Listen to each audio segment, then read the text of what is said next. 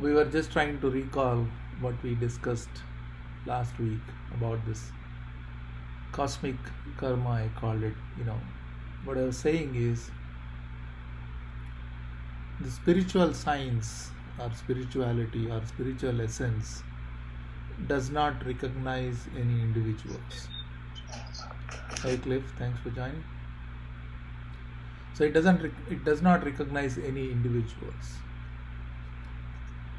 And what I was referring to Jesus Christ as saying, this whole creation, entire creation is my body. That's what he says.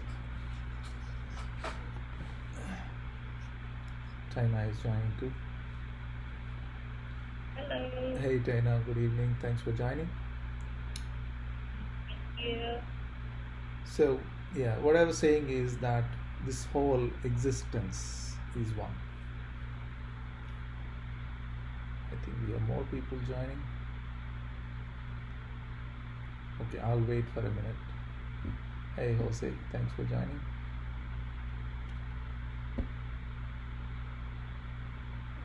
Someone else is joining.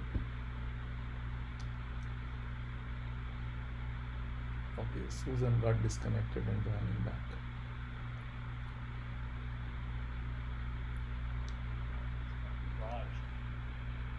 What's it, Cliff? Again. So what I was saying is that there's cosmic state, and the spirituality recognizes everything as one. It does not recognize any individuals. Reason? If it recognizes any individuals, it fails. It failed to basically impart this essence, or it's an inspiration from within. It's the nature, it's the essence of creation. That's why any individual whose conscious state is evolved to that level also cannot recognize any individuals. And that's why Jesus says, this entire creation is my body. Reason? He cannot recognize any individual. So in his mind, there is no sinner, there is no saint. Okay. And even he says, I am not just here for good people. When he was asked, why are you with the sinners? He says, I am with everyone. Because that essence is all pervading. Now that's where, this spiritual sciences, what I was talking last week, if you look at it from this perspective, it makes more sense. So what we are drawing into our life depends on us. If I am suffering, that essence, that God is there in my suffering too. If I am happy, that God is there in my happiness too. If I am joyful, He is there in my joy. If I am sick, He is there in my sickness. Then if you tell God how I am sick, He doesn't know what sickness is. Because that all-pervading, omnipresent entity does not know. So then what is the solution, and who are we praying to? Who are we seeking help from? So what it basically means is we have to modify our own make. And who is this maker? We are ourselves. Because that godly power is within us. So we are capable of creating our own world, and which we have created already. So each individual seeing this world, I'm seeing you, you are seeing me, but what you are seeing is very different from what I'm seeing, because I have created my own world, you have created your own world. And this world is full of perceptions, different ideologies, a different thought process. That's why each individual is different. So we need to correct that system. And what heartfulness has recognized is the main thing in that system is our impressions, and these impressions are pretty much drawing from this cosmic karma, you call it cosmic pool into our life based on those impressions, and that's how our life is governed today. So simply the simple answer, logical answer is, how do I change it? Simple logical answer is, remove your impressions. That's exactly what I was showing when I was drawing that picture. I can only change my own impressions, my own perceptions. Negative, positive, does not matter. I'll tell you a simple thing, right? A fear, for example. That fear can draw many things into our life. Very recent, a real example I am giving you. Or let me give you a story. I like these short stories, and then I'll tell you a real example. The centipede has like 100 legs, and it was walking. A frog is looking at it. A frog looks at it every day. I'm not able to manage with 4 legs. It's very hard for me to coordinate. I have to jump and hold, because how is this guy managing with 100 legs? So it calls the centipede, and my brother, I'm seeing you every day. And how do you coordinate all in the movement of your 100 legs? How do you do it? It will be confusing. How do you know which leg to move forward and which leg to move? With all the 100 legs, how do you do it? And centipede said, I have been doing all my life. I never thought about it. Now it started thinking about it. Then I said, after some chatter, it says, okay, I have to go and find my food. And now it's confused which leg to move forward. It's stumbling. He can't move forward. He was thinking which leg to move or how to coordinate all the 100 legs. It cannot move. And it says, frog, you fool. I never thought about it. Now you put this question into me. Now I can't even move. See, sometimes we ask wrong questions in our life. And we unnecessarily bring all this. Because of our wrong questions, we worry. What will happen tomorrow is a wrong question. What can I do today is a right question. Tomorrow, who knows?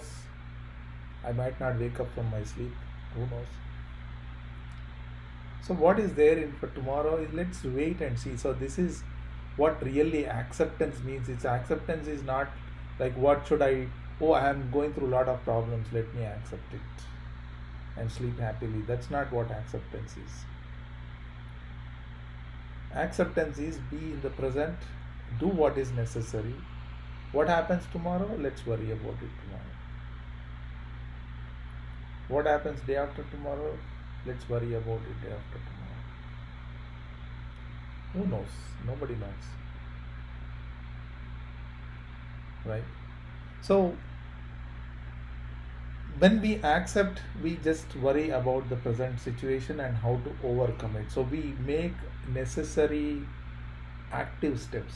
Acceptance means no action. Acceptance means more action, more calculated, proactive steps. So now I will come to the real story. One of my friend's father, he got COVID in India. He also went there and he also got the COVID. Both of them, the mother, father and the son, all 3 of them got admitted into the hospital for 21 days. And after some pulmonary issues with the father, they all came back, my friend's father. And they were all fine, and he is happy. He is going for his morning walks, evening walks. He was feeling healthy. And the doctor said, use the oxygen, while when you're before going to bed, and after some time, before you fall asleep, use oxygen. So they are happy, and after 2 weeks or 3 weeks checkup they had to go.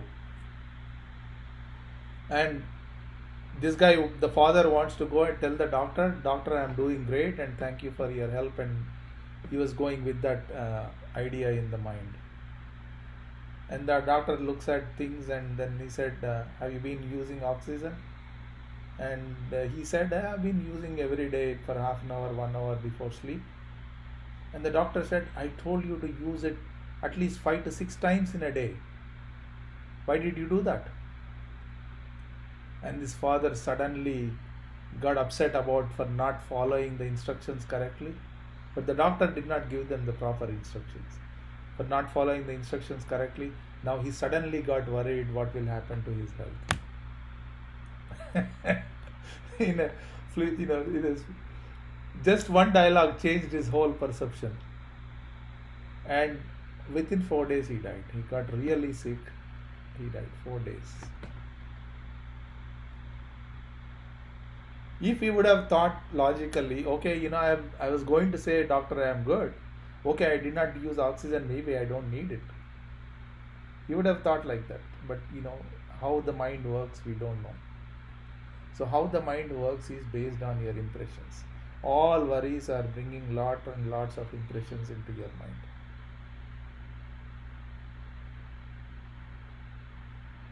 So what is the solution? How do I get rid of them, the impressions which I don't see, which is governing my life? And we have a solution. We have to clean these impressions as they are formed before they solidify, become stronger. So that's why we practice this cleaning as regularly as possible. Here there is no rule. If you don't follow, the God is not going to help you, not like that. If you don't follow, you cannot help yourself. That's how it is. So we have to clean these impressions regularly. Then what about my past impressions which I found? Now you can say I started practicing heartfulness for last 6 months, 1 year, 2 years. What about the past impressions, the tendencies I found? What about that? So that's why heartfulness is designed to address our life, evolution of our life towards this higher spiritual essence. So what about this? That's why I've been saying, try to schedule these individual sessions and attend these group sessions also along with the individual sessions. So what happens is, during these individual sessions, the trainer who is working with you will do a deeper cleaning and remove all those tendencies, right? So as these deeper tendencies are removed, all these past impressions which is governing our life is also removed, so that it becomes almost like a fresh essence with all the layers removed, all the barriers removed in our mind, so that I can mold my life in a very positive, in a more peaceful way, joyful way. Then I can start cherishing my life. I cannot cherish anything when my mind is worried. How can I cherish anything? How can I bring joy into my life when I am worried about things? So here is the solution, the cleaning process and the prayer. Meditation is only to kind of digest, connect with this essence. But even before I can connect, I need to remove all those layers. Otherwise the connection becomes meaningless.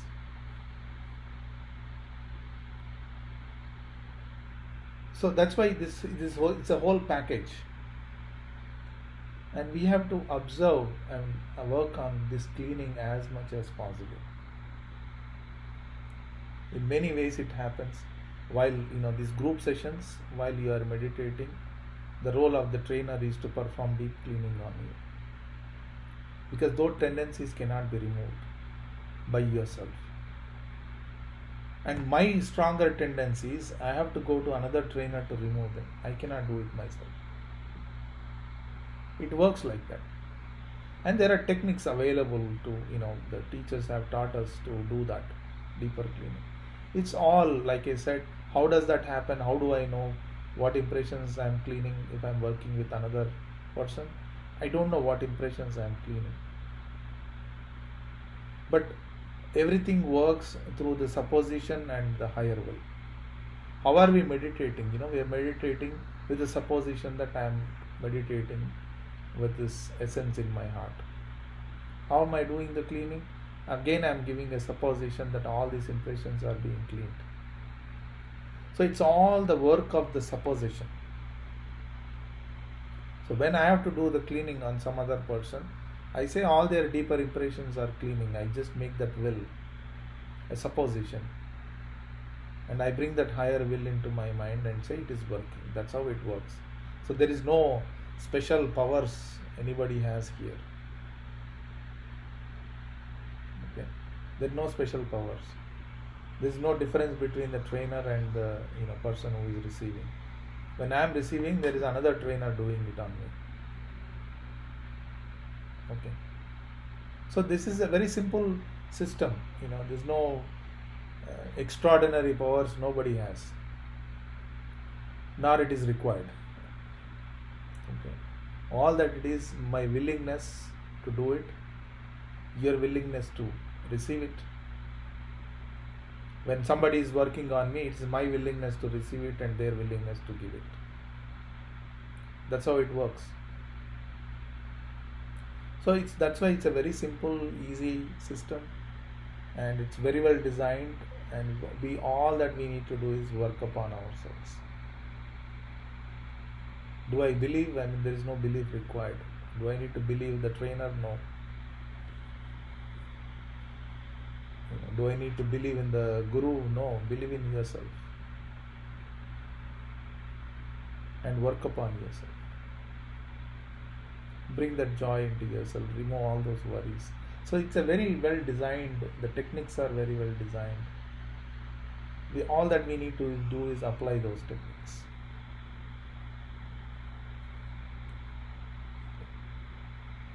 So I'll stop here. We can discuss or any points, observations. One, if we attend a Dayton or Daji meditation session, yes, is cleaning going on? Yes. Excuse me, you said yes? Yes, in every session there is certain cleaning happens and there is certain transmission happens according to each individual's need. Okay. Then how often do you suggest we do an external cleaning? So with the trainer, at least every 2 weeks once, and whenever you feel, as often as you feel that you need that cleaning, you can schedule the time. So it's more effective to have an external trainer through any of these sessions do the cleaning than for you to do your cleaning on your own. So cleaning on your own, like I said, when I am cleaning on my own, all that impressions which I am clearing is on the surface. I cannot do a deeper cleaning on myself. Okay. So I need an external trainer to work, external will to work on it. Because to make it more effective. Why can't I do it? Because I am already worried. How can I do my cleaning deeper? I cannot go deeper. So for the deeper cleaning, it's always an external entity is required. Now, I know you said that with the point B cleaning, you don't go beyond 10 minutes because then you kind of lose, it's a personality drive kind of thing. Does the same thing happen? You get cleaned too often by trainers. So we need to understand the science behind it, right? The way it works. Point B and point A are very specific points. But when we do the cleaning, it's cleaning of all the impressions we accumulated, I mean, throughout all this life and many lives, if you believe in it. So for that deeper cleaning, there's an infinite cleaning has to happen there. Whereas point B is very specific to the impressions you are gathering as part of your actions, activities on day-to-day dealings. That's why there is a specific time limit for the point B cleaning. But for all these deeper impressions, the larger impressions, the larger bank we gathered, of course the entire bank needs to be emptied. Storage needs to be emptied, because there we want to fill in this transmission. So that's why there is a specific length and time allocated for it. Okay, thank you. So each is at a very different level. This point D cleaning is at a much very mundane, superficial level, but the deeper cleaning is happening across the many infinite layers which are accumulated on this consciousness. So our consciousness is trapped, that's why it's not expanding.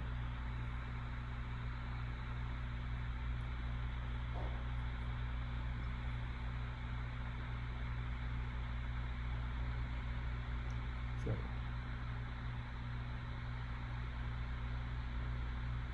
all right, thank you, Cliff, for picking up those questions. Again, like point B cleaning before we meditate in the morning, and point A meditation before we do, before we go to bed, we do the point A meditation and the prayer and then sleep. So that's why it kind of the whole thing systems, we are resetting. And we are creating that essence, connection with that essence when we go to sleep. And so the meditation happens throughout your sleep, the deeper meditation. And you can sleep better too.